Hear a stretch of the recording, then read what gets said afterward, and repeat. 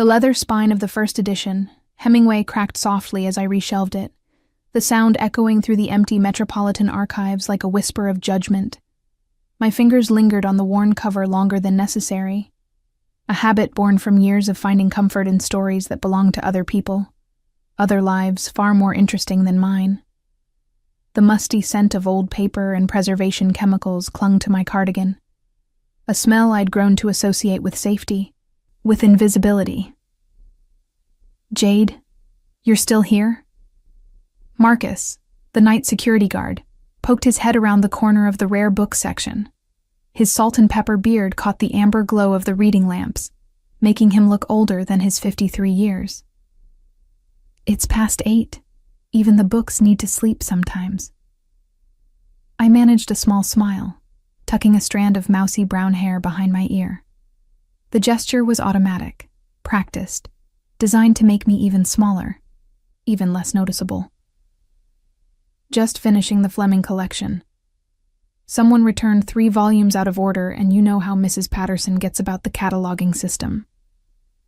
Marcus chuckled, shaking his head. "That woman could give drill sergeants lessons in discipline. But seriously, kid, it's Friday night. Shouldn't you be out with friends, living a little?"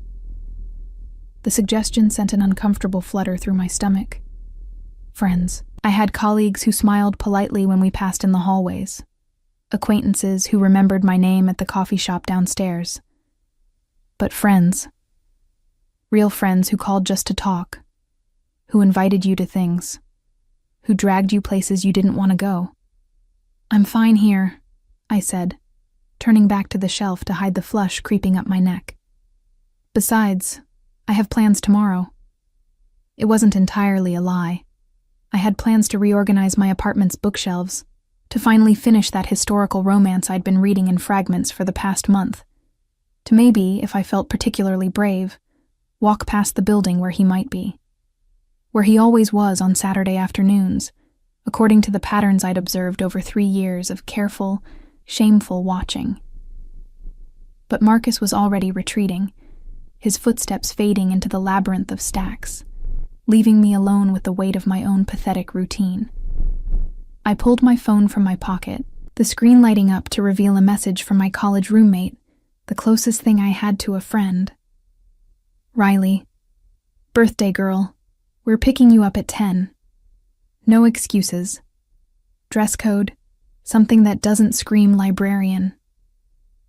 My thumb hovered over the keyboard, ready to type out another polite refusal, another excuse about early mornings or headaches or the fictional sick aunt I'd invented sophomore year. But something stopped me. Maybe it was the date glowing at the top of the screen, a stark reminder that I was turning 24 in less than 4 hours. Maybe it was the way Marcus had looked at me, with that mixture of pity and concern that made me feel like a specimen under glass. Or maybe it was the memory that always lurked at the edges of my consciousness, waiting for quiet moments like this to surface. 3 years ago, in a subway station that smelled of urine and desperation, when rough hands had grabbed my purse and I'd been too frozen to even scream. The sound of footsteps, quick and purposeful. The blur of a man in an expensive suit moving with the fluid grace of a predator. The crack of bone meeting bone. The thief crumpling to the ground. My purse returned to my shaking hands. And him. Dominic Valenti.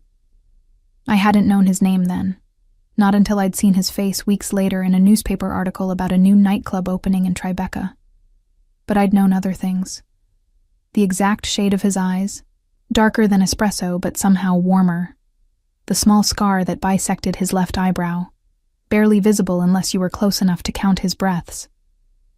The way he'd looked at me for exactly 3 seconds, his gaze assessing, cataloging, dismissing, before he'd walked away without a word. He hadn't recognized me. Why would he? I was nobody. Nothing. Just another helpless woman in a city full of them. He'd probably saved a dozen people that week alone. Forgotten them all by breakfast the next day. But I hadn't forgotten him. Me. What kind of something? Riley's response was immediate, as if she'd been waiting for any sign of weakness. Riley. The kind that makes strange men buy you drinks. I'm thinking the red dress we bought you for graduation that you've never worn. 10 p.m. sharp. And Jade? This is happening whether you like it or not. Sophia and I already have a key to your apartment, remember? I did remember. I'd given it to them freshman year during a flu scare, and they'd never returned it. A fact that had seemed touching at the time and now felt ominous. The rest of my shift passed in a blur of reshelving and cataloging. Tasks my hands performed on autopilot while my mind spun through increasingly anxious scenarios. Would I embarrass myself? Would I say something stupid? Do something awkward? Confirm everyone's suspicions that I was better suited to dusty archives than actual human interaction? By 9:30, I was standing in my cramped studio apartment, staring at the red dress hanging from my closet door like an accusation. It was beautiful, objectively speaking. Silk that caught the light, a neckline that suggested without revealing, a hem that ended just above the knee. Riley had insisted it was perfect for my coloring, that it made my boring brown hair look rich, and my pale skin seem luminous instead of sickly. I'd never worn it because looking at it made me feel like a fraud, like I was playing dress-up in someone else's life. The buzzer sounded at exactly 10 o'clock, and I opened the door to find Riley and Sophia already dressed for conquest. Riley, with her glossy black hair and curves that seemed designed to break hearts, wore something silver and dangerous. Sophia, tall and elegant in a way I'd never manage, had chosen emerald green that made her tan skin glow.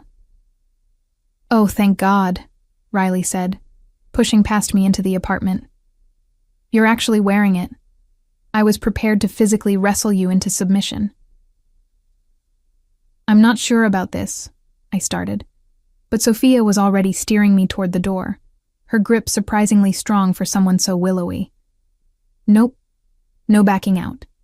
It's your birthday, and we're celebrating whether you like it or not. We're going to Nocturne." My stomach dropped. "The nightclub? The new one in Tribeca?" "The very same," Riley said, her smile sharpening with mischief. "I know a guy who knows a guy who got us on the VIP list. Apparently, it's impossible to get into normally, but tonight we're special." Nocturne. I knew that name, had seen it in articles about New York nightlife, about the mysterious owner who'd transformed an abandoned warehouse into the city's most exclusive venue, Dominic Valenti's club.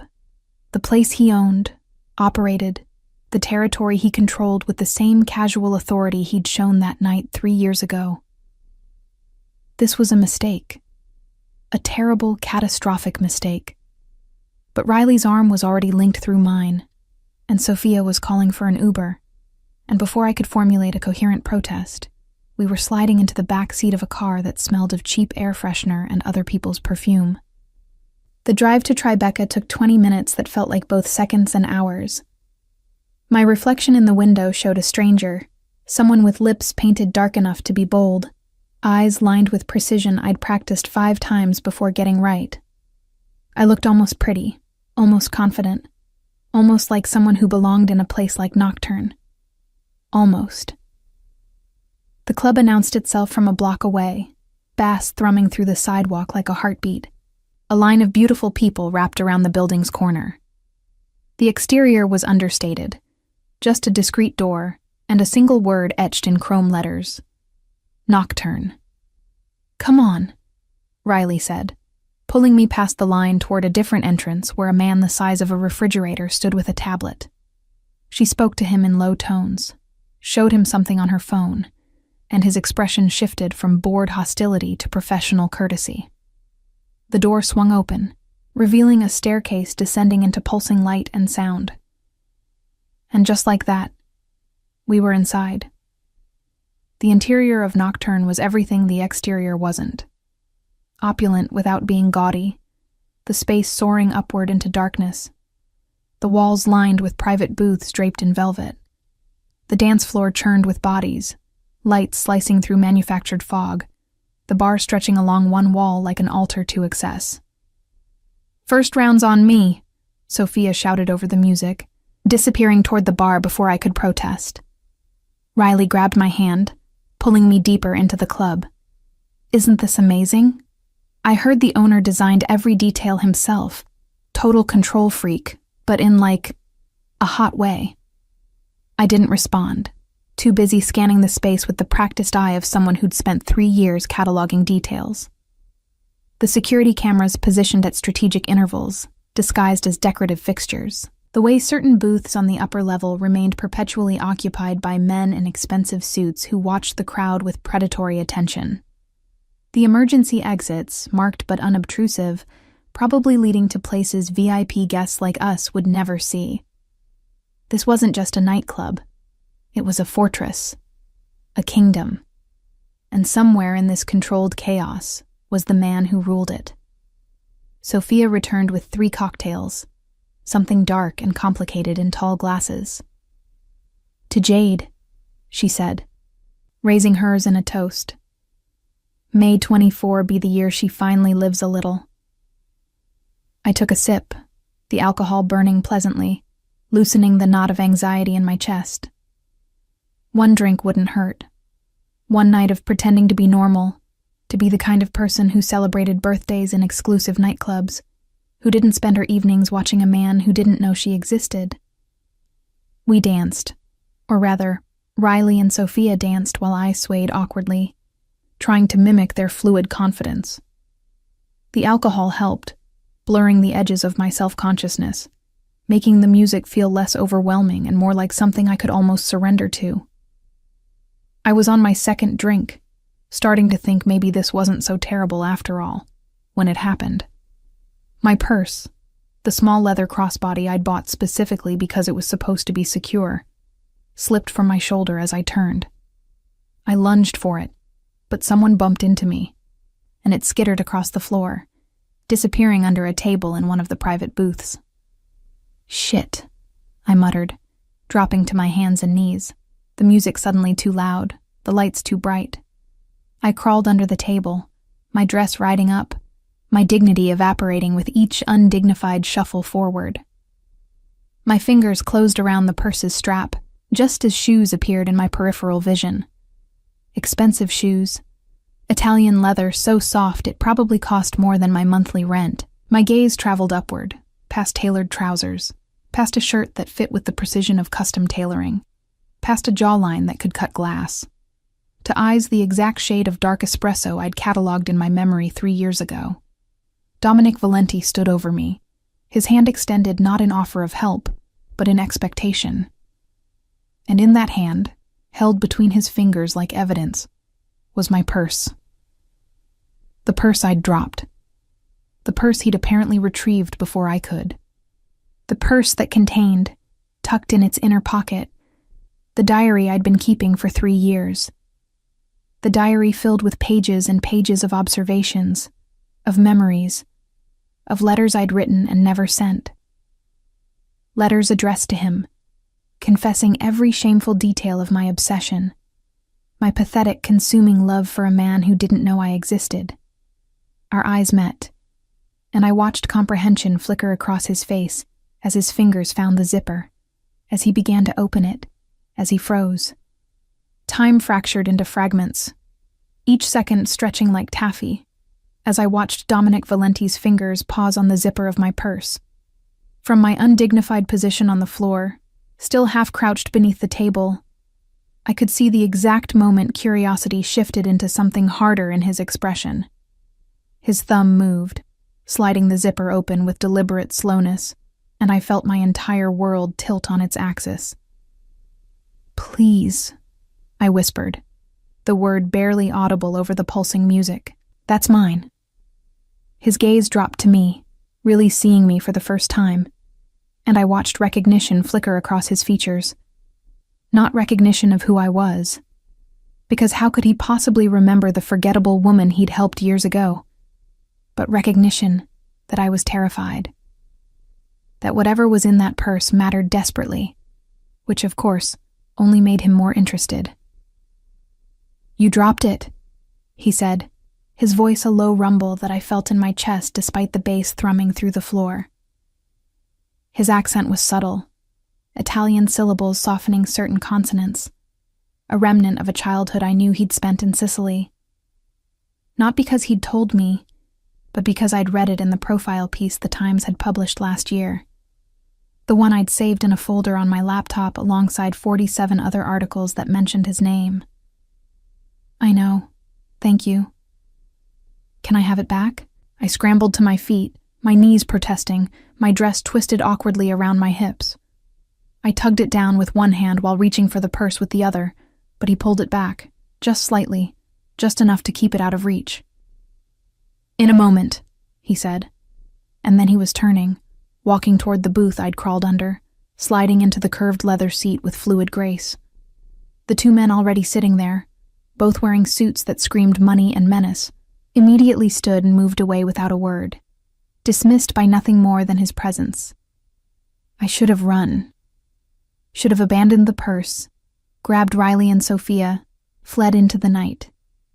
But my feet carried me forward instead, drawn by the same gravity that had kept me circling his orbit for 3 years.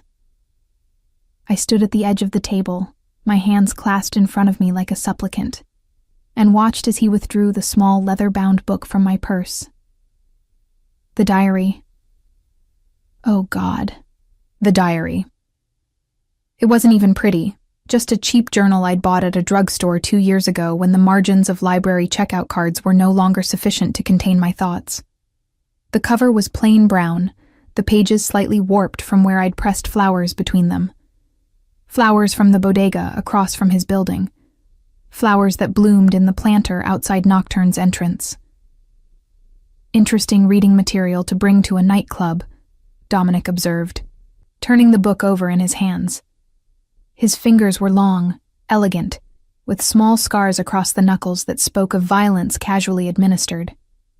I'd noticed those scars years ago, had wondered about each one, had imagined tracing them with my fingertips in moments of shameful fantasy. It's private, I managed, my voice steadier than I felt. Personal. It's just thoughts, nothing important. Then you won't mind if I look. He opened to a random page, and I died 1,000 small deaths as his eyes scanned the words I'd written in my careful librarian's hand. October 15th. Saw him at the coffee shop on Mercer Street. He ordered an espresso, black, no sugar, same as always. He was on his phone, speaking Italian, and even though I couldn't understand the words, I could hear the authority in his voice. The barista, a new girl who didn't know better, tried to flirt with him. He didn't even acknowledge her. I wondered what it would take to earn his acknowledgement. Wondered if I'd ever be brave enough to try. I watched his expression change as he read, watched the slight furrow appear between his brows. He flipped to another page, then another. And I wanted to disappear, to dissolve into the darkness of the club, and never exist again. January 3rd. 3 years today since he saved me. I wonder if he remembers. Probably not. I was nobody to him, just another victim in a city full of them. But he was everything. Still is. I know it's wrong. Know I should forget him. Move on. But how do you forget someone who changed the entire trajectory of your existence in the span of 30 seconds? This is about me, Dominic said, and it wasn't a question. He looked up from the diary, his dark eyes boring into mine with an intensity that made my breath catch. You've been watching me. No, I lied automatically, then caught myself. I mean, not like that. Not in a creepy way. I noticed you. Sometimes. In public places. You documented my coffee preferences, he said, his voice dangerously quiet. My schedule. The routes I take through the city. The names of my associates. He flipped through more pages, and I could see the words I'd written. Harmless observations that together formed a damning pattern. Who do you work for? The question caught me off guard. What? I work at the Metropolitan Archives. I'm a librarian. No one catalogs another person's life with this level of detail unless they're being paid to do it, Dominic said, his tone hardening. Or unless they're planning something. So which is it? Information broker? Private investigator? Or are you working for one of my competitors? Horror washed over me as I realized what he was thinking. That my pathetic, obsessive documentation of his existence was some kind of surveillance operation. That I was a threat. I'm not working for anyone, I insisted, my voice rising to be heard over the music. I swear I'm just a librarian. A stupid, lonely librarian who developed an inappropriate fixation on someone she has no business thinking about. That's all this is. He studied me for a long moment, and I could see him cataloging details the way I'd cataloged his. My cheap dress that didn't quite fit right, my drugstore makeup, my nervous hands twisting together. The assessment of someone used to identifying threats and dismissing irrelevancies. Sit, he said finally, gesturing to the seat across from him. I should go find my friends, I said, glancing desperately toward the dance floor where Riley and Sophia were probably wondering where I'd disappeared to.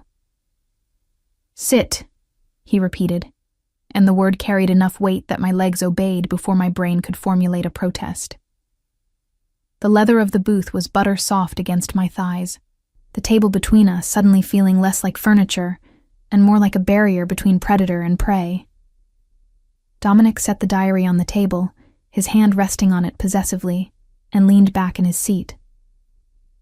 Tell me about the night we met, he said. Your version. My mouth went dry. You remember? No, he admitted. But apparently you do. In detail. He tapped the diary with one finger. So tell me. I swallowed hard, my throat clicking. It was 3 years ago, November 19th. Thursday night around 9:30, Canal Street Station. A man grabbed my purse and I was too shocked to fight back. You stopped him. Returned my purse. Didn't say anything, just looked at me for a few seconds, and then left. And from that, you developed a 3-year obsession? His tone was skeptical, but I caught something else underneath it. Curiosity, maybe, or calculation. I didn't mean to, I said, the words tumbling out in a rush. I tried to forget, tried to move on. But then I saw your picture in the newspaper a few weeks later, and I looked you up, and then I couldn't stop looking. It became this thing, this habit. I'd walk past your building on my way home from work even though it was out of my way. I'd read articles about your businesses. I trailed off, shame burning in my chest. I know how it sounds. I know it's wrong. But I never approached you, never tried to contact you, never did anything that would actually affect your life. Except document every detail of it, Dominic said, picking up the diary again. He flipped to a page near the middle, and I recognized the date. 6 months ago. June 7th, quote, watched him from across the street as he dealt with the man in the blue sedan. Couldn't hear what was said, but the man looked terrified. Dee touched his shoulder, almost gently, and the man nodded and drove away. The gesture would have seemed friendly to anyone else, but I could see the threat in it. The reminder that kindness from him is a privilege, not a right. My blood turned to ice. That night, I'd been walking home from a late shift, had seen Dominic standing outside Nocturne talking to someone in a parked car. I'd stopped in a doorway across the street, watching, and even from a distance I could sense the tension in the interaction. What else did you see that night? Dominic asked, his voice soft in a way that made my survival instincts scream. Nothing, I said quickly, too quickly. Just what I wrote. I kept walking after a minute, went home. He was quiet for a long moment, studying me with those dark, unreadable eyes. Then he pulled out his phone, typed something, and set it face down on the table.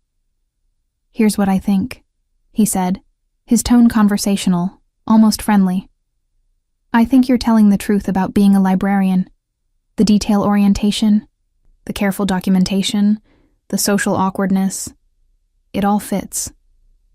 But I also think you've seen and heard more than what's in this diary. Things you didn't write down because some part of you knew it was dangerous. I don't know what you're talking about, I whispered. The man in the blue sedan, Dominic continued as if I hadn't spoken. He owed me a significant amount of money. He was also considering testifying against me in an ongoing investigation. That conversation you witnessed was me convincing him that neither option was in his best interest. I didn't hear anything, I insisted. I was too far away. Perhaps, Dominic allowed. But you were there. You saw. And now I have to decide what to do about that. The threat in his words was unmistakable, and my hands began to tremble. I would never tell anyone. I haven't for 3 years, have I?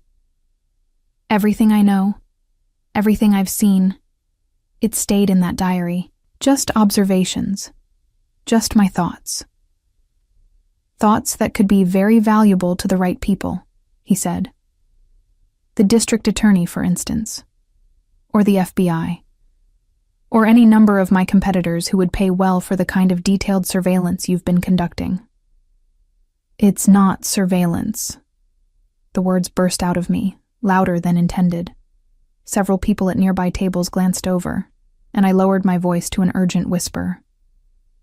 It's not surveillance. It's just pathetic stalking by a lonely woman who developed a crush on someone completely out of her league. That's all it is. Dominic's phone buzzed on the table. He glanced at it, his expression darkening, then looked back at me. Stay here, he said, sliding out of the booth. Don't move, don't leave, don't talk to anyone. I'll be back in 5 minutes, and we're going to continue this conversation. My friends, I started, but he cut me off. We'll be fine without you for a few minutes. Stay.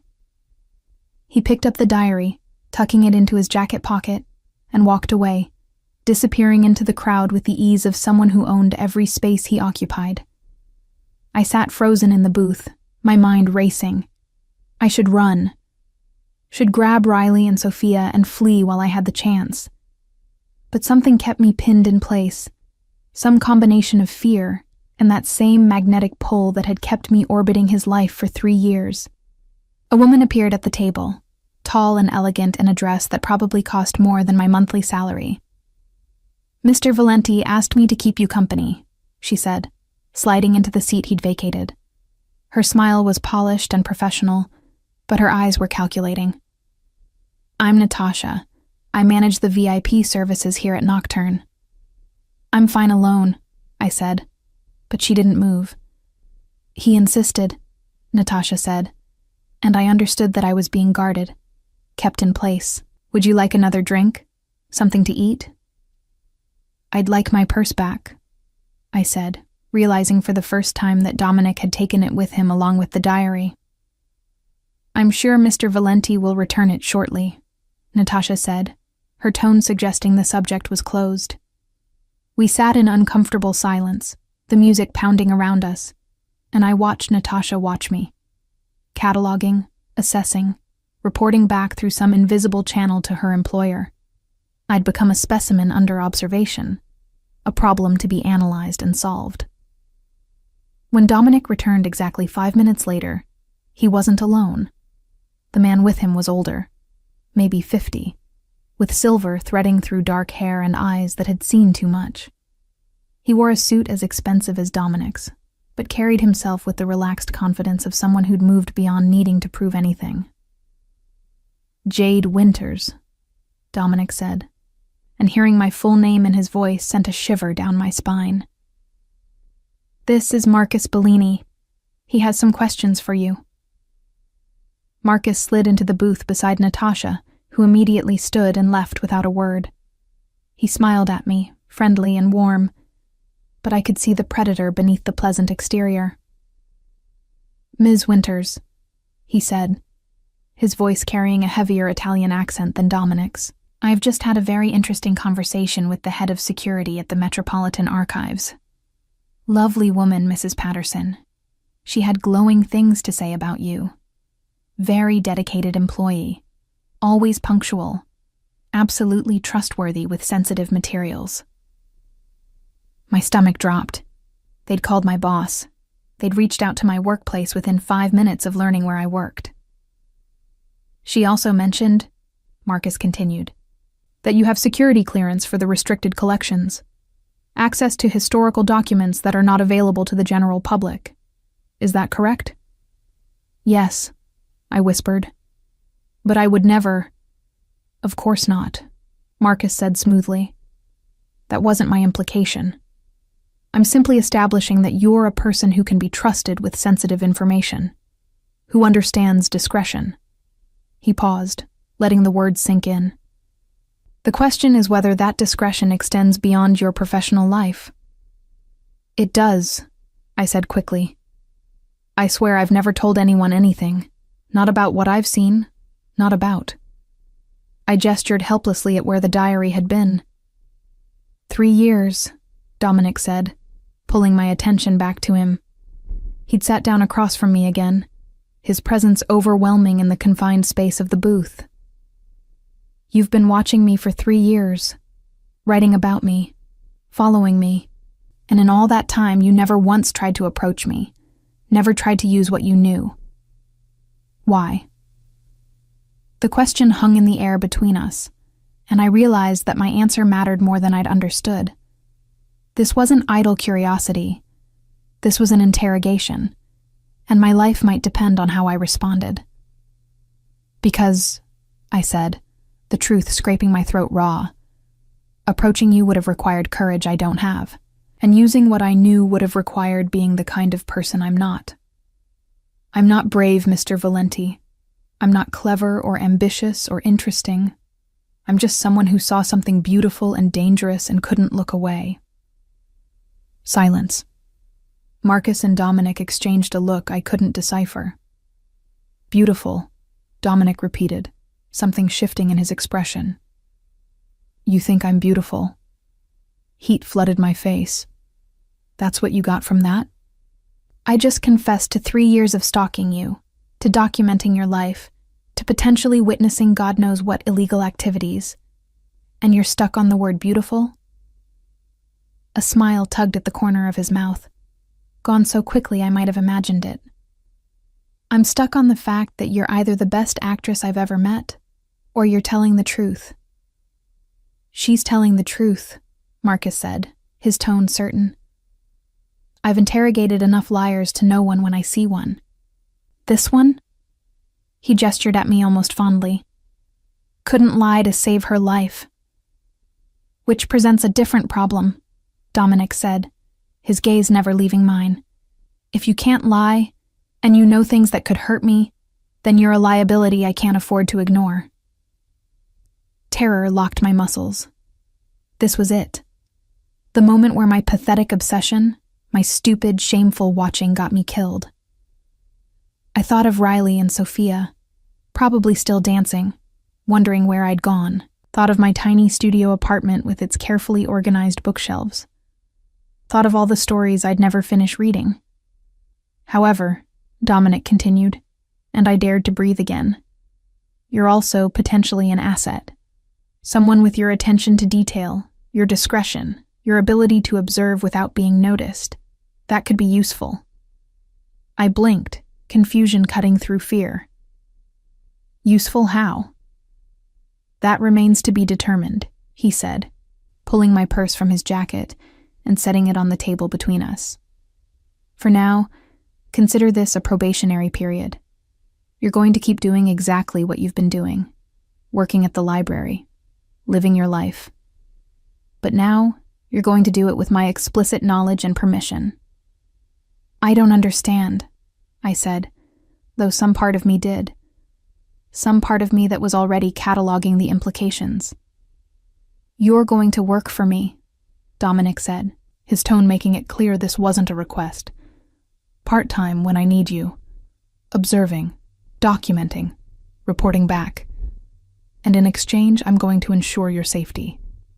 Because now that I know about you, Ms. Winters, others might soon know as well. And I protect what's mine. Mine. The word echoed in my ears, a claim and a cage all at once. "And if I refuse?" I asked, though we both knew the answer. His smile was sharp enough to draw blood. "You won't."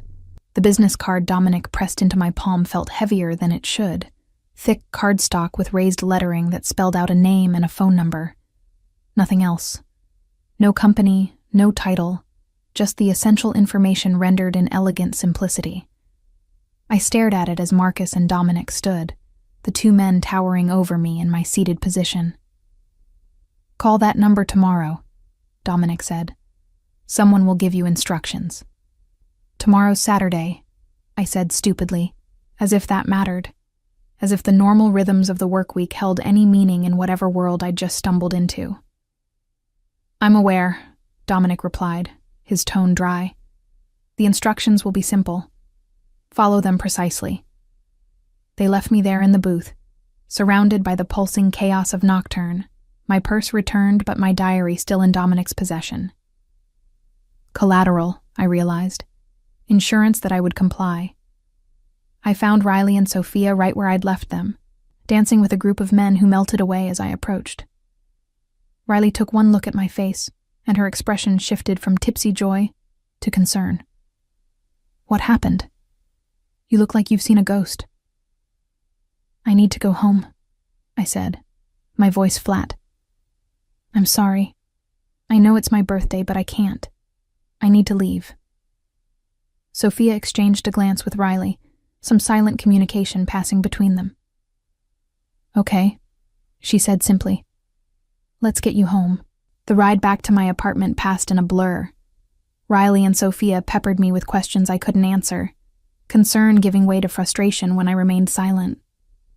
By the time we reached my building, they'd given up, extracting only a promise that I'd text them in the morning to let them know I was okay.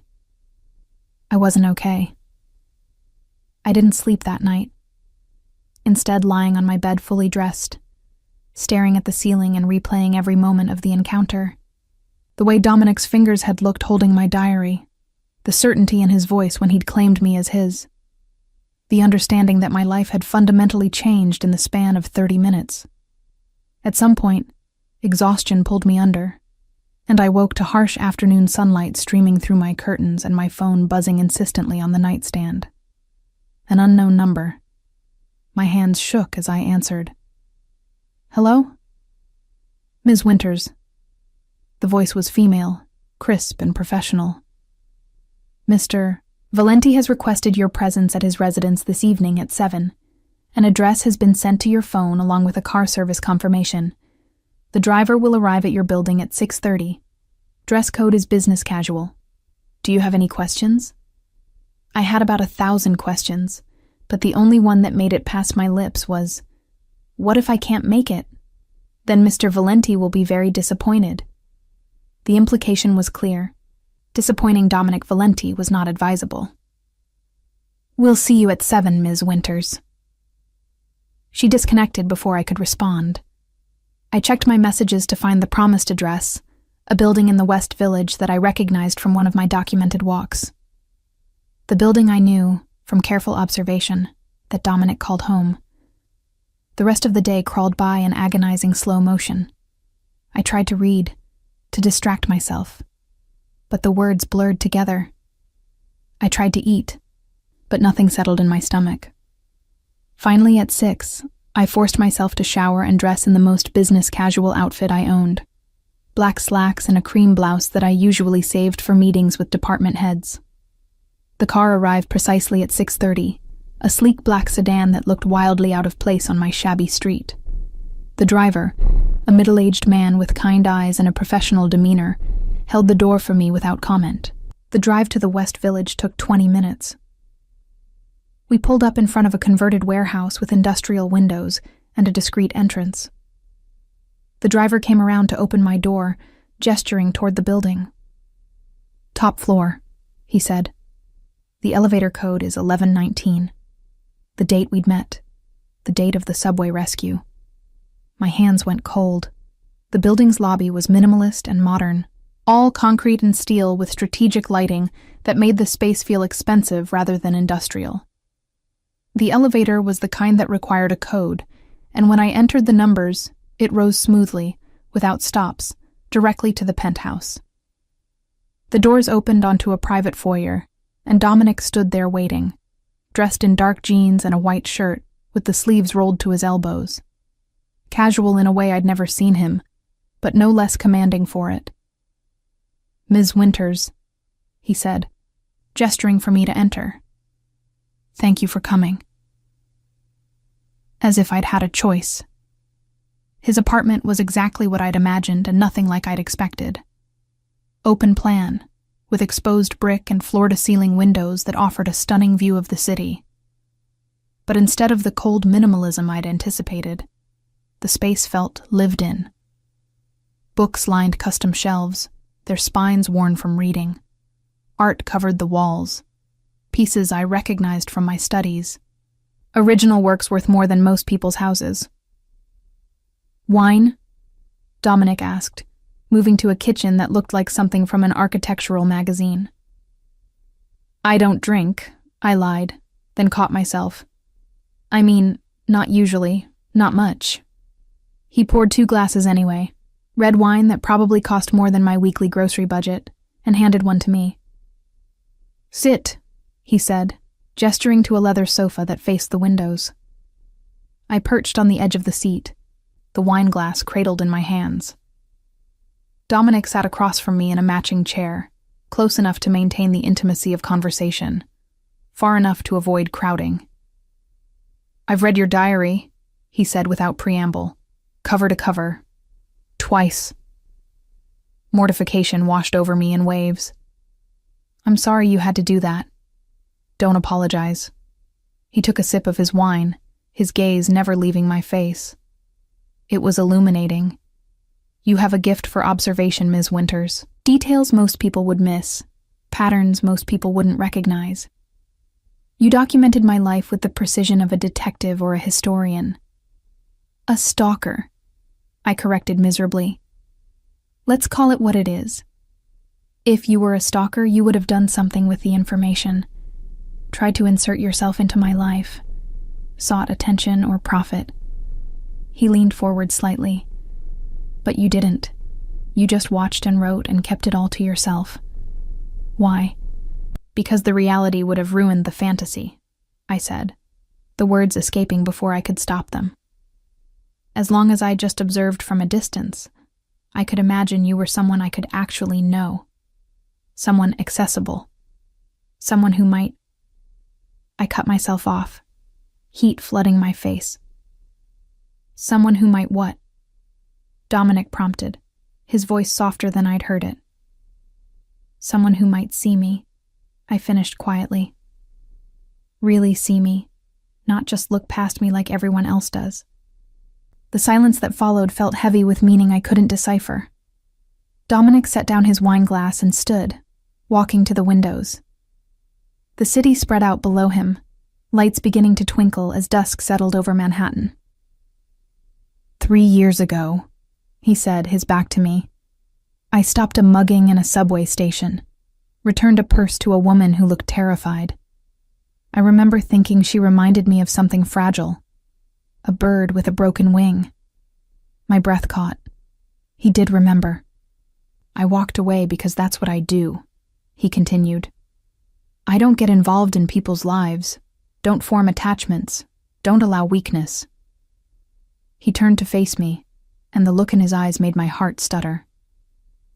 And then, yesterday, I found out that the broken bird had been circling my orbit for 3 years, documenting my existence, writing love letters she never intended to send. "They weren't love letters," I protested weakly. "No?" He crossed to a side table and picked up my diary, which had been sitting there waiting. He opened to a page I recognized by the pressed flower tucked between the entries. December 24th, quote, "Watched him leave flowers at a grave in Queens. It was sleeting, and he stood there for 20 minutes, just standing. I wanted to offer an umbrella, to provide some small comfort, but I couldn't. Instead, I picked up one of the flowers that blew away from the grave and pressed it in these pages. A piece of his grief, preserved." I know it's wrong, but I wanted to carry some part of his pain so he wouldn't have to bear it alone. He held up the page, showing me the dried rose I'd pressed there, and I felt tears prick my eyes. "That's not a love letter?" Dominic asked, his voice rough. "What would you call it?" "A delusion," I whispered. "A fantasy written by someone too pathetic to have a real relationship." He closed the diary carefully and set it aside. "Tell me about your relationships, Jade. How many have you had?" The use of my first name sent a shiver through me. "That's not relevant." "Humor me." I took a large sip of wine, needing the liquid courage. "One. In college.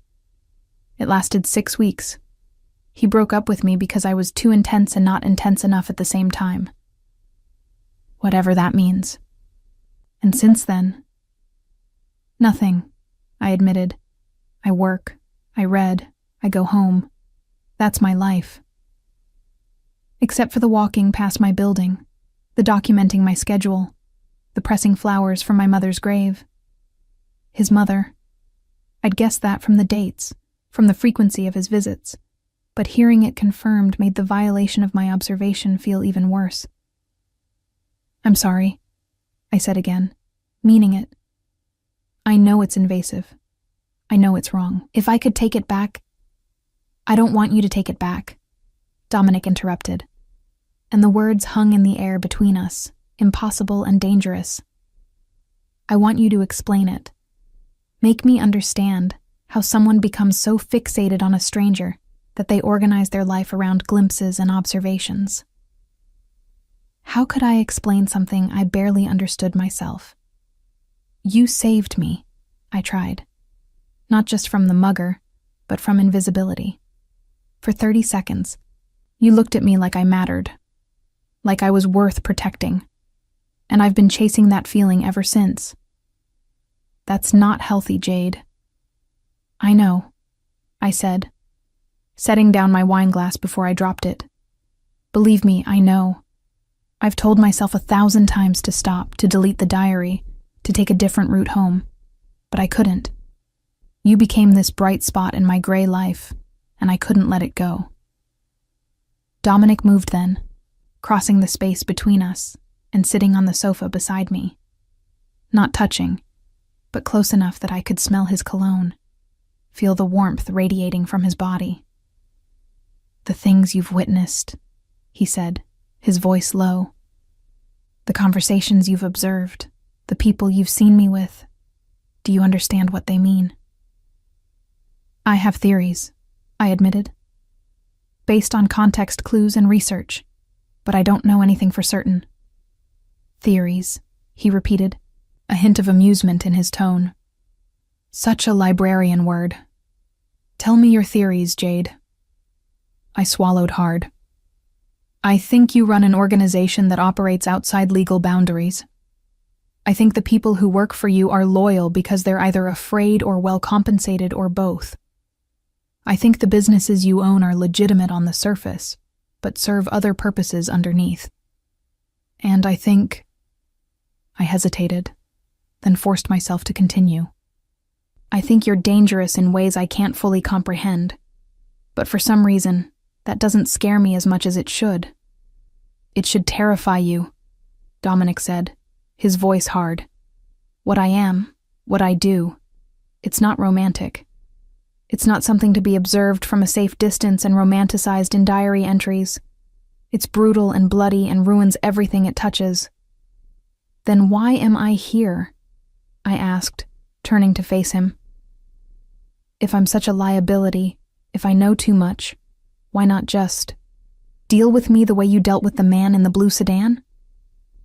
His jaw tightened. "Because you're not a threat. You're a complication." "What's the difference?" "A threat I eliminate," he said simply. "A complication I manage. And you, Jade Winters, are the most intriguing complication I've encountered in years." We sat in charged silence, the city lights glittering beyond the windows. I could feel the heat of his body next to mine, could hear the slight change in his breathing. This close, I could see the faint scar bisecting his eyebrow that I'd catalogued from a distance, could count the dark lashes that framed those espresso eyes. "What do you want from me?" I asked, my voice barely above a whisper. "Really?" Dominic reached out, his fingers brushing my chin, tilting my face toward his. The touch sent electricity racing along my nerve endings. "I want to understand you," he said. "I want to know what makes someone brave enough to observe my life for 3 years, but too afraid to live her own. I want to know if this obsession of yours is real, or if proximity will shatter the illusion." His thumb traced my jawline, a touch so gentle it felt like a question. "And I want to know if you truly understand what you're getting into by entering my world." "I don't," I admitted, my heart hammering against my ribs. "I don't understand any of this. But I want to." His eyes searched mine for a long moment, and I saw something shift in their depths. A decision being made, a line being crossed. "Then let's make a deal," Dominic said, his voice dropping to that dangerous whisper I'd heard him use on the phone when he didn't know I was listening. "You work for me. Officially. You use those observation skills, that attention to detail, to help me with certain situations that require discretion. In exchange, I'll give you what you've been seeking: access, understanding, the reality behind the fantasy you've built." "And if the reality disappoints me?" I asked. His smile was sharp and knowing. "Then at least you'll be free of this obsession. You can move on with your life knowing exactly what you were wasting 3 years watching." It was a deal with the devil, and we both knew it. But I was already nodding, already agreeing, already crossing a threshold I could never step back over. "Okay," I whispered. "I'll do it." Dominic's hand fell away from my face, and he stood, the moment of intimacy vanishing as quickly as it had appeared. Back to business, back to control. "Good," he said. "We start Monday. Someone will contact you with your first assignment. For now." He picked up my diary and held it out to me. "This is yours. I've had copies made for security purposes, but the original belongs to you." I took it, the leather warm from his hands, and clutched it to my chest like a shield. "Thank you." "Don't thank me yet," Dominic said, his expression unreadable. "You have no idea what you've just agreed to."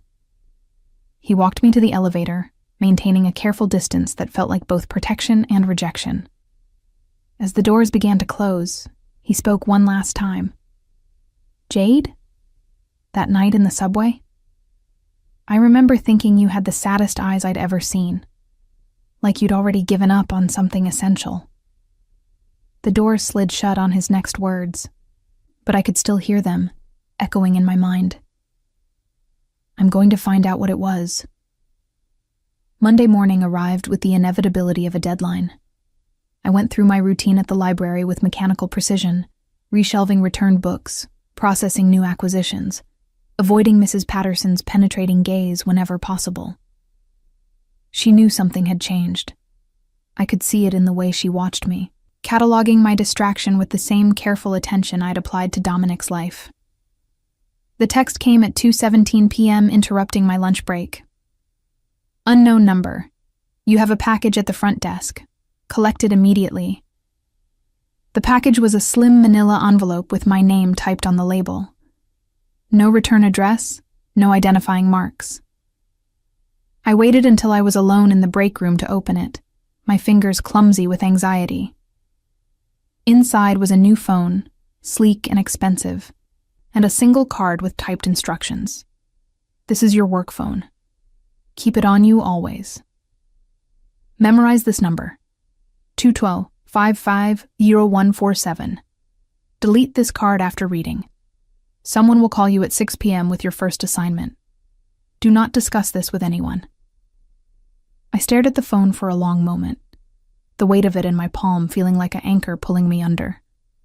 I could stop this, could throw the phone away, block the numbers, tell Dominic I'd changed my mind, but the memory of his thumb tracing my jawline stopped me. the promise of understanding, of finally being seen. The addictive possibility that maybe, just maybe, proximity wouldn't shatter the fantasy but make it real. I deleted the card's information from my memory with the same precision I'd used to memorize Dominic's schedule over 3 years. Then I slipped the new phone into my purse beside my personal one and returned to work. The call came exactly at 6 p.m. I was on the subway heading home, wedged between a businessman shouting into his Bluetooth and a teenager whose music leaked from their headphones. I answered on the second ring. Ms. Winters. It was Marcus Bellini's voice, warm and professional. I hope I'm not interrupting. No, I said, pressing the phone closer to my ear to hear over the subway noise. What do you need? Tonight, 8 p.m. There's a meeting at Nocturne. Mr. Valenti needs you to observe and document. You'll be positioned in the VIP section with a clear view of booth 7. Natasha will provide you with the necessary equipment when you arrive. Equipment? I repeated, confused. Recording devices, mostly. Don't worry, they're simple to use. He paused. Ms. Winters, I should mention that what you'll be witnessing tonight may be uncomfortable. If at any point you feel unsafe or wish to leave, there will be security personnel nearby. Simply tell them you need air, and they'll escort you out. The warning sent ice through my veins. What kind of meeting is this? The kind where we need an impartial observer, Marcus said. Someone who can document what's said without the bias of prior relationships. You're perfect for this, because you have no stake in the outcome. After he hung up, I sat frozen in my seat as the subway rattled through the tunnels. What had I agreed to? What was I walking into? I went home, changed into the same black dress I'd worn Friday night, the only nice thing I owned, and arrived at Nocturne at 7:45. Natasha was waiting at the VIP entrance, her professional smile firmly in place. Right on time, she said, leading me through a private corridor I hadn't known existed. We emerged in a small room overlooking the main club, separated from the noise by thick glass. Through the one-way mirror, I could see booth 7 clearly. Natasha handed me a small device that looked like an expensive pen. Voice recorder, she explained. It will pick up audio from the booth through this. She pointed to what looked like a decorative speaker mounted on the wall. High directional microphone. You'll hear everything they say. Your job is to take notes on the conversation. Not word-for-word transcription, but key points. Names, numbers, agreements reached. Why not just record it? I asked. We are recording it, Natasha said. But Mr. Valenti values human interpretation, nuance, context. That's where you come in. She gestured to a laptop set up on the small desk. Take notes there. They'll be encrypted and sent directly to Mr. Valenti's secure server. She left me alone in the observation room, and I sat down at the desk, my hands trembling. This was surveillance. Real surveillance. Not my harmless watching from street corners. This was participating in whatever Dominic's business actually was. At precisely 8 p.m., people began arriving at booth 7. I recognized one of them from my observations.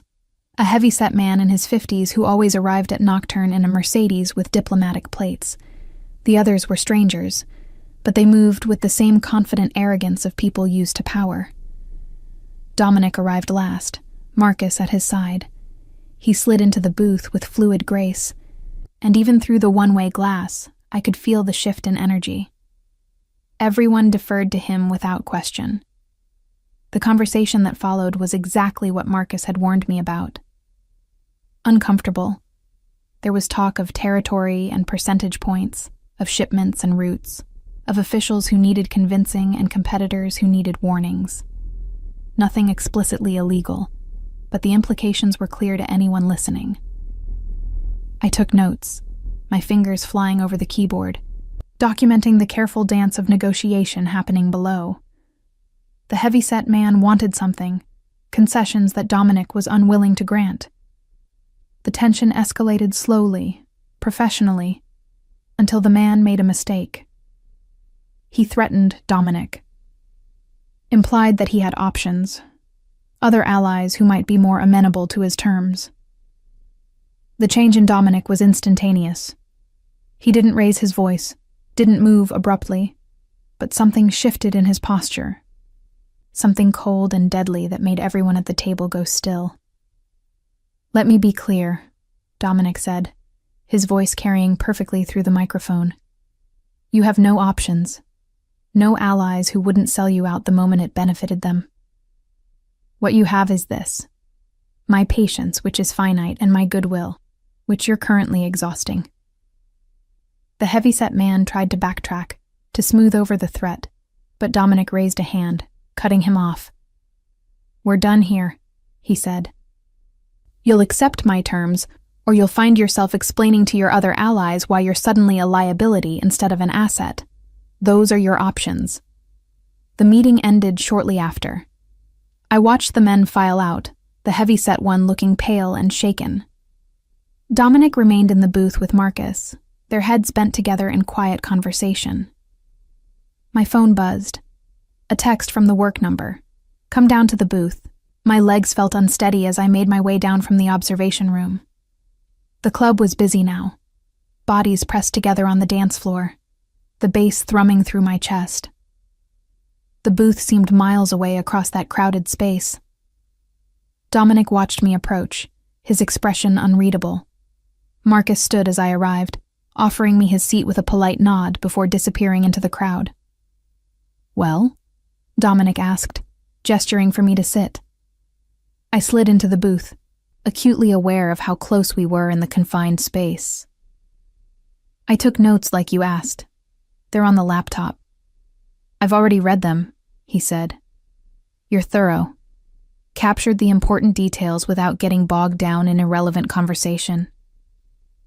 "I had practice," I said, then immediately regretted the reference to my diary. Dominic's mouth quirked. "Indeed. Tell me, Jade, what did you think of what you witnessed tonight?" I chose my words carefully. "I think that man made a tactical error. He thought he had leverage he didn't actually possess." "And what else?" I met his gaze. "I think you let him believe he had options before demonstrating that he didn't. It was calculated. A lesson, not just for him, but for everyone else at that table. Something that might have been approval flickered in Dominic's eyes. You understand power dynamics." "I understand observation," I corrected. "And what I observed was a demonstration of control." "Does it bother you?" he asked. "Watching that, being part of it?" I considered the question honestly. It should bother me. Should trigger some moral outrage, some instinct to report what I'd seen. But instead, I felt something else. Fascination. The same magnetic pull that had kept me documenting his life for 3 years.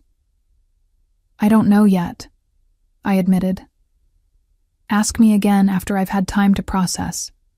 Dominic studied me for a long moment, then signaled to someone I couldn't see.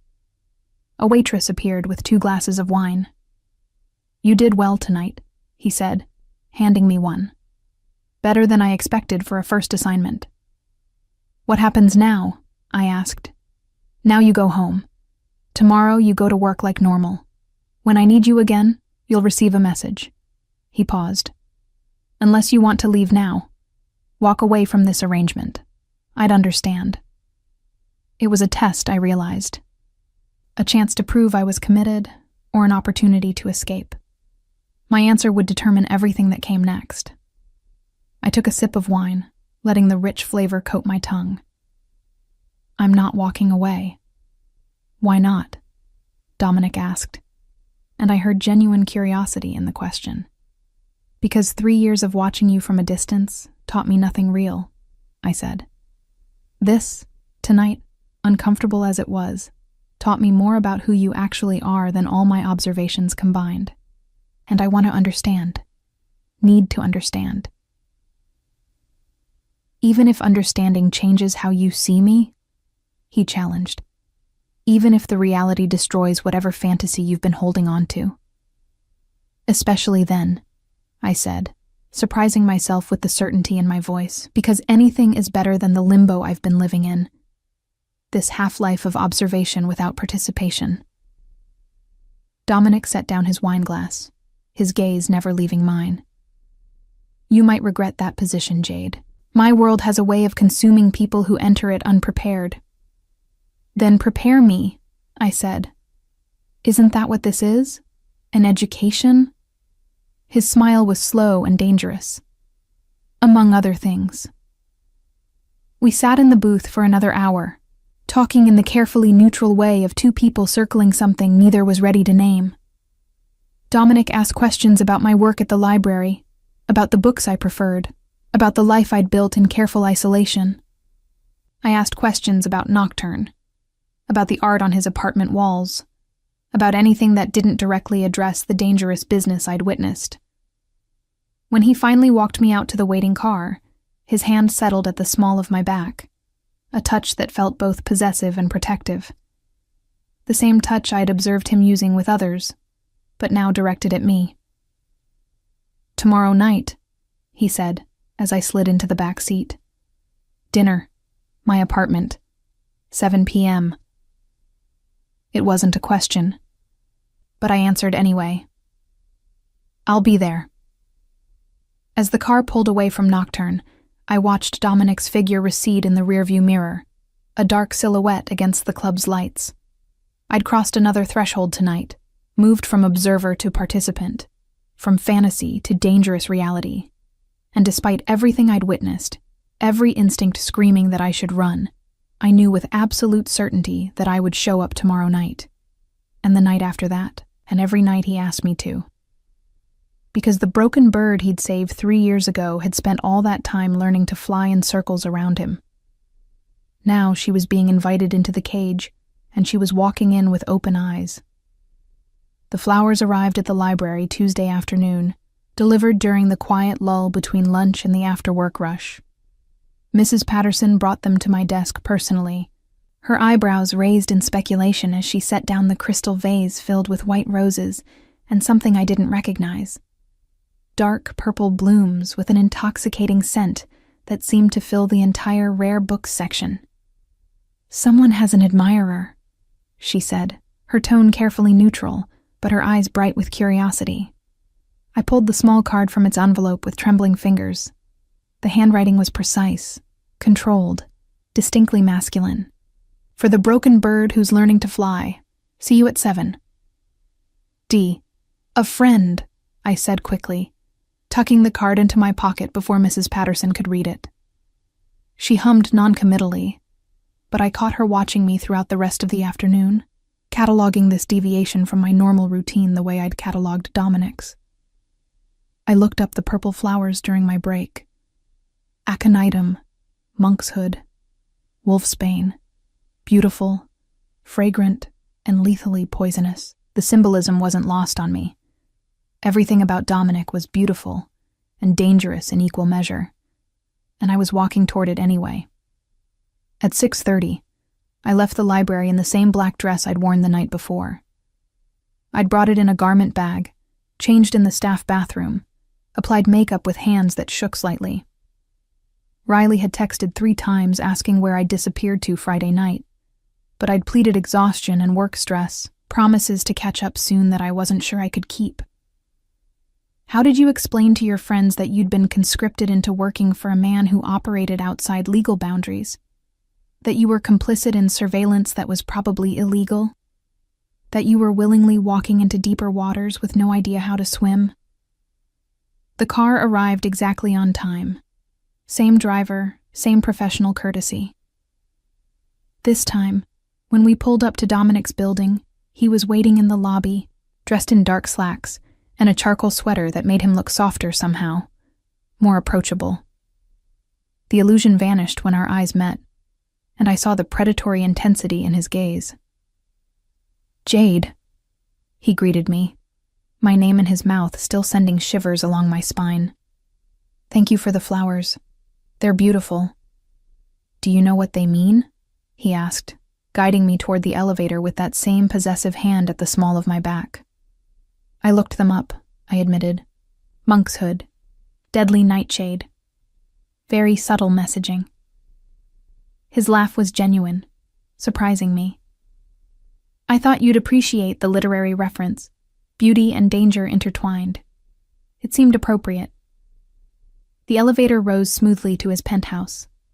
When the doors opened, I caught the scent of cooking, something rich and savory that made my stomach growl despite my nerves. You cook? I asked, surprised. When I have the time, Dominic said, leading me into the open kitchen. My grandmother insisted I learn. Said a man who couldn't feed himself was no man at all. I perched on a bar stool while he moved through the space with the same fluid confidence he brought to everything else. Watching him cook felt strangely intimate, more personal than the business meeting I'd observed the night before. His sleeves were rolled up, revealing forearms corded with lean muscle and scattered with small scars. I recognized one of them from my observations, a burn mark he'd gotten 2 years ago that I'd never known the source of. How did you get that scar? I asked, pointing. The burn on your left forearm. Dominic glanced down, then back at me with an unreadable expression. You noticed that? I notice everything about you, I said, the wine I'd accepted making me bolder. It appeared after a trip to Sicily in March 2 years ago. You favored that arm for about 2 weeks afterward. He was quiet for a long moment, his knife moving with practiced precision through vegetables. There was a disagreement with some associates. Things got heated in multiple senses of the word. Someone knocked over a candle during the discussion. Discussion, I repeated. Is that what you call it? What would you call it? He challenged, turning to face me fully. I don't know, I admitted. That's the problem. I have 3 years of observations, but no context. I see the effects, but never the causes. The reactions, but not the provocations. Dominic set down his knife and moved around the kitchen island to stand in front of me, close enough that I had to tilt my head back to maintain eye contact. Is that what you want? He asked, his voice low. Context? The full picture of what I am, what I do. My heart hammered against my ribs. Yes. It won't be pretty, Jade. The reality is uglier than whatever you've imagined. I never imagined it was pretty, I said. I imagined it was necessary. At least to you. I imagined there were reasons, justifications, a code that governed the violence. Something shifted in his expression. You've given this a lot of thought. 3 years' worth, I reminded him. He reached out, his fingers brushing along my jawline the way they had Saturday night. Ask me anything. Tonight I'll answer honestly. Give you the context you're craving. The offer felt dangerous and seductive. Why did you save me that night? In the subway? Because I could, Dominic said simply. Because you looked terrified and small and I happened to be there. I didn't think about it, just acted. Do you do that often? Save random people? Not as often as you might think, he admitted. Usually I mind my own business. But something about you. He paused, his thumb tracing my bottom lip. You looked lost, like you'd already accepted something terrible was about to happen. I had, I whispered. I was holding my purse thinking at least it's just things, replaceable things. My life wasn't worth fighting for over a bag. Dominic's hand fell away, his expression hardening. That's the saddest thing I've ever heard. It's honest, I said. I'm good at honest when it doesn't require courage. But you're here now, he pointed out. In my home. Working for me. Knowing what I am. That takes courage. Or stupidity, I countered. I haven't decided which yet. He smiled, returning to the stove. Perhaps both. We ate dinner at the table by the windows. The city spread out beneath us like scattered jewels. Dominic had made osso buco, the meat falling off the bone, the flavors rich and complex. We talked through the meal, my questions growing bolder with each glass of wine. his answers becoming progressively more revealing. I learned about his childhood in Sicily, about the poverty that had driven his family to New York when he was 10, about his father's business that had been passed down to Dominic when he was barely 25, about the impossible choice between honoring that legacy and building something legitimate. I tried going straight, he said, swirling wine in his glass. Went to business school, got my MBA, started several legal enterprises, but the family business... He paused. It's not something you just walk away from. There are obligations, expectations, people depending on structures that have existed for generations. So, you manage both, I said. The legitimate businesses and the family obligations. It's not that simple. The lines blur. Money from one enterprise funds another. Connections made through legitimate channels serve less legitimate purposes. He met my gaze. I'm not making excuses. I know what I am. But I'm also not the monster you might think. What are you then? I asked. Practical, Dominic said. The world doesn't run on laws and morality, Jade. It runs on power and leverage. Understanding that, using it, that's what I do. And last night, that meeting? A negotiation with someone who thought he could play in my world without paying the entry fee, Dominic explained. He wanted access to routes I control, wanted to use my infrastructure without compensating me fairly. I corrected his misconceptions. Through threats. Through clarity, he corrected. I made the reality of his position clear. What he does with that information is his choice.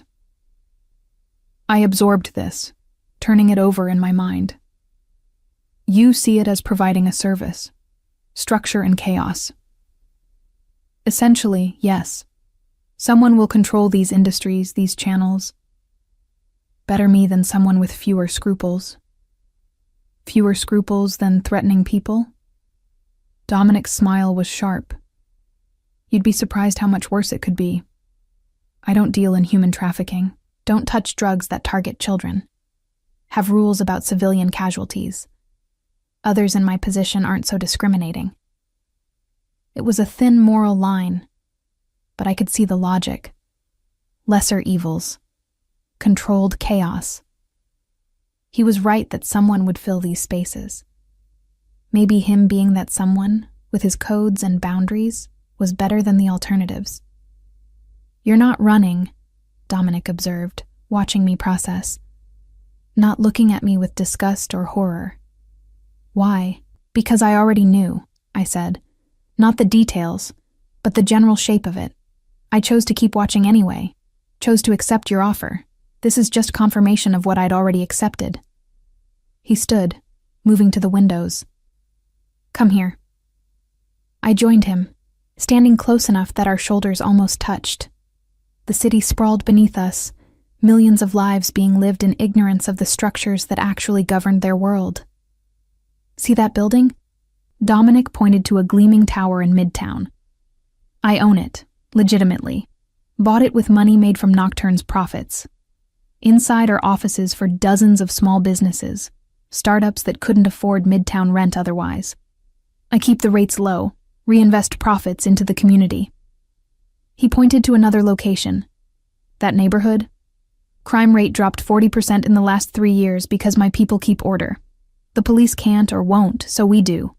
Is it legal? No. Is it effective? Yes. You're showing me the good you do, I said quietly, to balance the bad. I'm showing you the complexity, Dominic corrected. The full picture you asked for.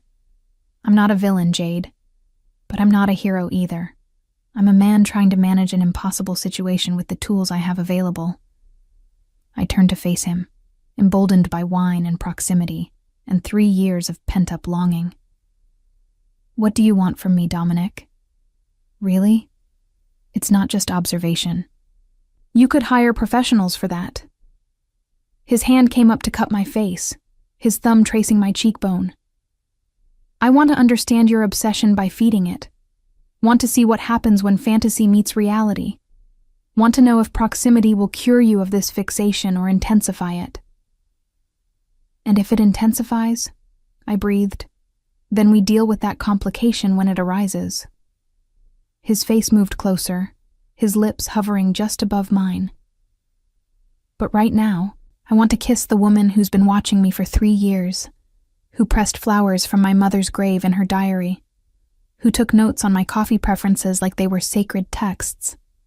Yes, I whispered, giving permission I didn't know I was granting. His kiss was nothing like I'd imagined during 3 years of pathetic fantasizing. It was controlled but intense, claiming but not demanding. His hand threaded through my hair while the other settled at my waist, pulling me flush against him. I melted into it, into him, my hands finding purchase on his shoulders. When we finally broke apart, both breathing harder, Dominic rested his forehead against mine. "This changes things," he said. "I know," I replied, my hand still clutching his sweater. "You work for me. Anything between us is a complication. I know that too." He pulled back enough to meet my eyes. "Are you sure this is what you want? Not the fantasy version. The real version. With all its complications." I thought about my tiny apartment, my quiet life, my careful routines, 3 years of safety and invisibility, and slowly suffocating loneliness. Then I thought about standing here in his arms, finally seen, finally acknowledged, finally real. "Yes," I said. "I'm sure." Dominic's smile was slow and devastating. "Then we take this slow. Carefully. I won't rush you into my world faster than you can handle." "What if I want to be rushed?" I asked, surprising myself. "Then I'll be the reasonable one," he said, pressing a kiss to my forehead. "Because one of us needs to be." He called the car to take me home shortly after, both of us understanding that staying would push things further than either was ready for. But as I rode through the city streets, my lips still tingling from his kiss, I couldn't bring myself to regret any of it. I'd spent 3 years orbiting him from a distance. Now I was being pulled into his gravity well, and instead of fighting it, I was surrendering completely. The broken bird was learning to fly, but she was learning to fly toward the dangerous thing that had saved her, not away from it. 3 weeks passed in a blur of doubled existence. By day, I was Jade Winters, librarian, reshelving books and processing acquisitions with the same careful precision I'd always employed. By night, I transformed into something else entirely.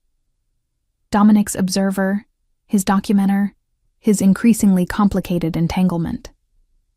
The assignments varied.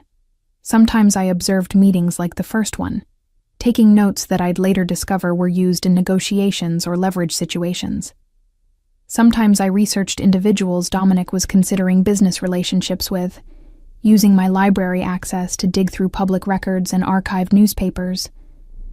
Once, I was asked to attend a gallery opening and simply watch who spoke to whom, mapping social connections that I wouldn't understand the importance of until later. And through it all, there was Dominic himself. Dinners at his apartment became routine, the boundary between professional and personal blurring with each passing evening. We'd talk for hours, his questions drawing out parts of myself I'd kept carefully hidden. My childhood moving from city to city as my father chased failed business ventures. My mother's death when I was 16, my retreat into books as a form of self-protection. In return, he revealed himself in careful increments. His relationship with his mother before her death. His complicated feelings about the empire he'd inherited. His genuine love for art and literature that seemed at odds with his dangerous profession. We kissed again, multiple times, each encounter more intense than the last. But Dominic maintained firm boundaries, never letting things progress past a certain point. At first, I thought it was chivalry. Later, I realized it was control. He was managing this complication the same way he managed everything else, with calculated precision. It was on a Wednesday evening, 3.5 weeks after that first kiss, that everything changed. I'd been summoned to Nocturne for what I assumed would be another observation assignment. Instead, when I arrived, Marcus met me at the private entrance, his usually warm expression tight with concern. "There's a situation," he said without preamble. "Mr. Valenti needs you upstairs immediately." The upstairs offices at Nocturne were territory I'd never accessed before. Marcus led me through a maze of corridors to a heavy door guarded by 2 men with visible weapons. They stepped aside at Marcus's nod, and I was ushered into what appeared to be a security control room. Dominic stood before a wall of monitors, his posture rigid with barely controlled fury. When he turned to face me, I saw an expression I'd never witnessed before. Not anger, but cold, calculating rage. "Tell me," he said, his voice dangerously soft, "about your friend Riley Chen." The question blindsided me. "What, Riley? She's my roommate from college." "Why?"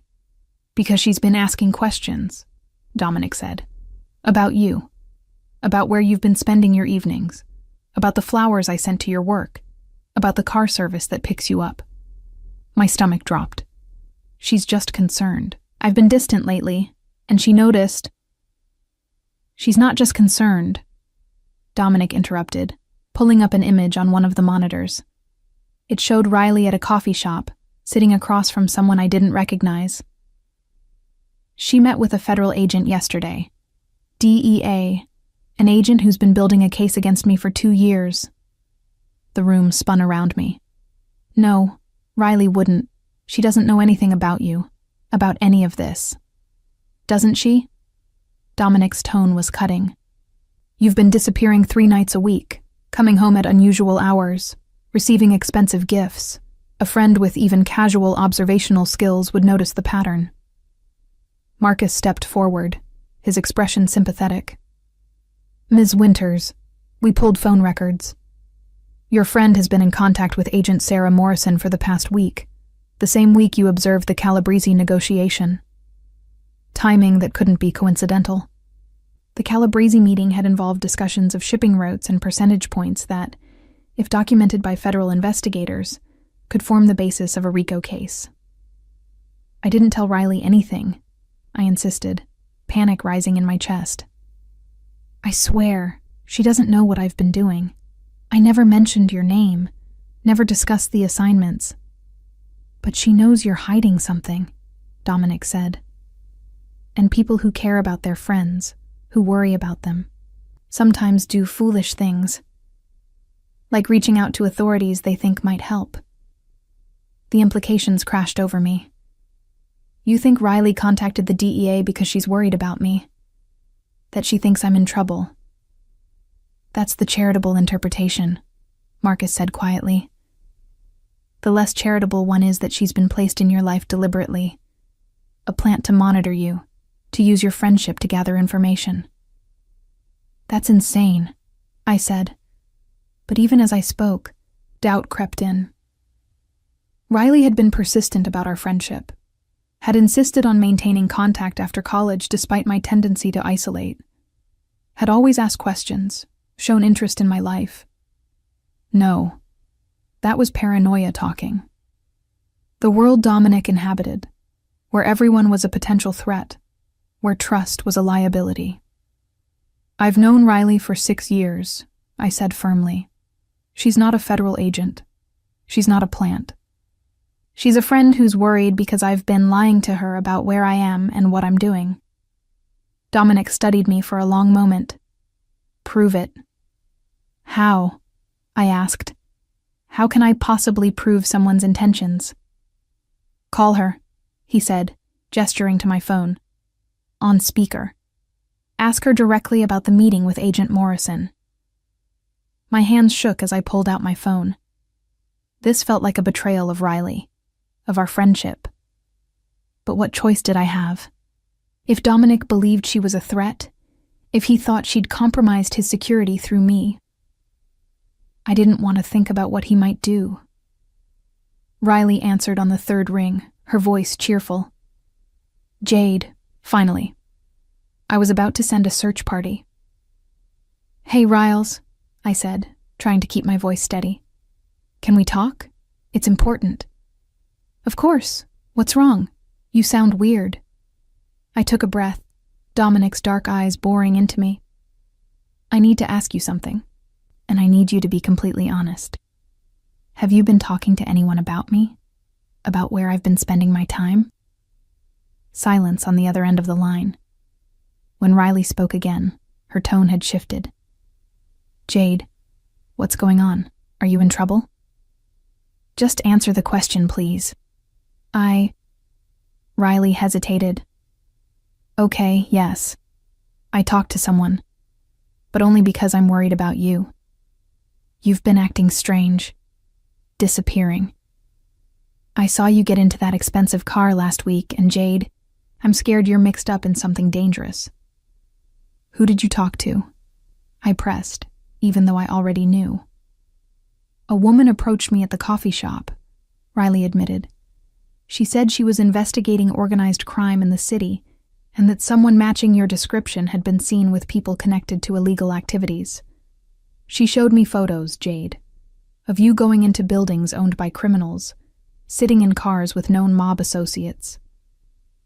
And you believed her? I asked, hurt bleeding into my voice despite my efforts to stay neutral. What was I supposed to think? Riley's voice rose defensively. My best friend, who usually spends Friday nights reorganizing her bookshelves, suddenly has a secret life involving luxury cars and men in expensive suits? I thought maybe you were being coerced, or blackmailed, or... So you went to the FBI, I said flatly. DEA, Riley corrected. The woman, Agent Morrison. She said they could protect you, help you get out of whatever situation you'd gotten into. I gave her my number, told her I'd help however I could, if it meant keeping you safe. Tears pricked my eyes. Riley had betrayed me out of love, out of concern, because I'd been lying to her, keeping secrets, and she'd filled in the blanks with her own worst fears. I'm not in danger, I said quietly, and I'm not being coerced. But Riley, you need to stop talking to Agent Morrison. You need to block her number and forget everything she told you. Jade, what's really going on? Riley asked. Please, just tell me the truth. Let me help. I looked at Dominic, his expression unreadable. What could I say? That I'd developed a 3-year obsession with a crime boss? That I was now working for him, documenting his business dealings? That I was falling for him despite knowing exactly what he was? I can't explain right now, I said finally. But I need you to trust me. Can you do that? Riley's voice broke. Jade, I'm scared for you. I know, but I promise I'm okay. I'll call you soon and explain everything, but right now I need you to stop talking to Agent Morrison. Please.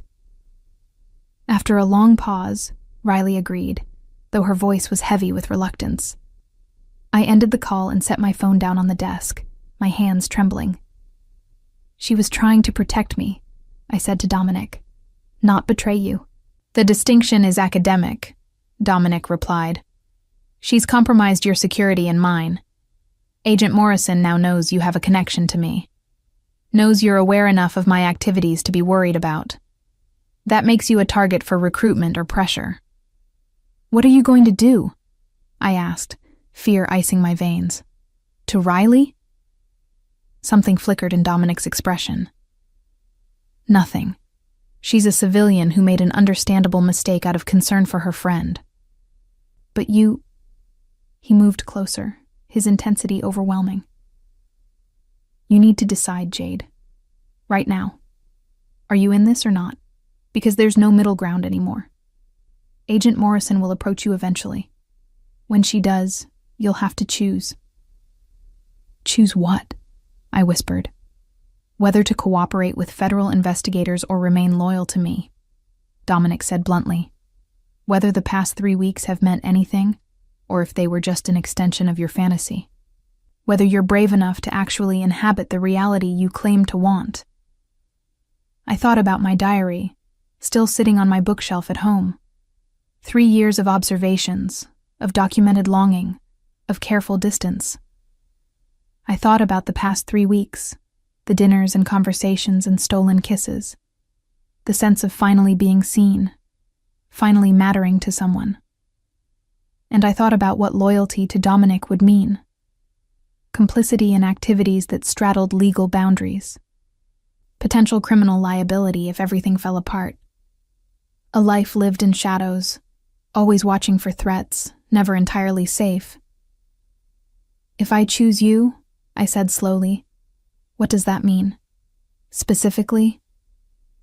It means you're mine, Dominic said, the word carrying the same weight it had when he'd first used it. Under my protection, part of my world in every way that matters. It means when Agent Morrison approaches you, and she will, you decline to cooperate. It means trusting me to keep you safe from the consequences of that choice. And if things go wrong, if you're arrested or investigated or... I have lawyers who are very good at their jobs, he said. Contingency plans for every scenario. You'd be protected as best as possible. But I won't lie to you, Jade. There's always risk. Always the possibility that everything falls apart. I looked into his dark eyes, seeing the same intensity I'd cataloged from a distance for 3 years. But now I understood what that intensity meant. The weight of command, of responsibility, of maintaining an empire built on violence and control. I choose you, I said, the words emerging with surprising certainty. I choose this. Dominic's expression softened infinitesimally. You're sure? I've been circling you for 3 years, I said. I think I've always been sure, even when I pretended I wasn't. I just needed you to catch me. He kissed me then, fierce and claiming, his hands tangling in my hair. When we finally broke apart, he rested his forehead against mine. This isn't a fairy tale, Jade. There's no guaranteed happy ending.